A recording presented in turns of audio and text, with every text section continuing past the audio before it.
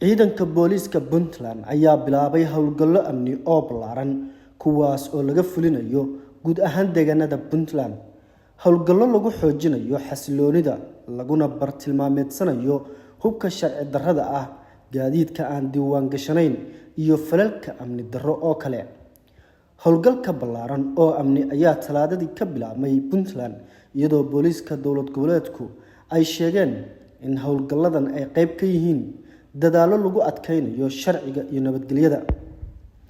War-saxaafadeedka ay soo saareen booliiska talaadadii ayaa lagu sheegay in tallaabadan ay ka hortag u tahay falalka amni darrada ah, hubka sharci darrada ah iyo gaadiidka aan taarikada lahayn.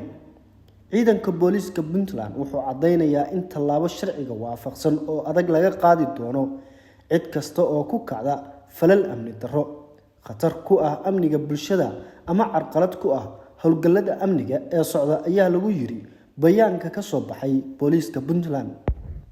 Booliisku wuxuu si gaar ah digniin ugu diray dadka ka shaqeeya maandooriyaha, ku tagrifalka dharka ciidamada iyo gaadiidka aan taarikada lahayn. Booliiska Puntland ayaa ugu baaqay shacabka in ay la shaqeeyaan ciidamada isla markaana soo wargeliyaan wixii falal amni darro ah. Howlgalladan ayaa imanaya iyadoo maamulka Puntland uu sheegay in uu xoogga saari doono amniga iyo kala dambeynta, iyadoo digniin culus loo diray dadka ku howlan falalka sharci darrada ah.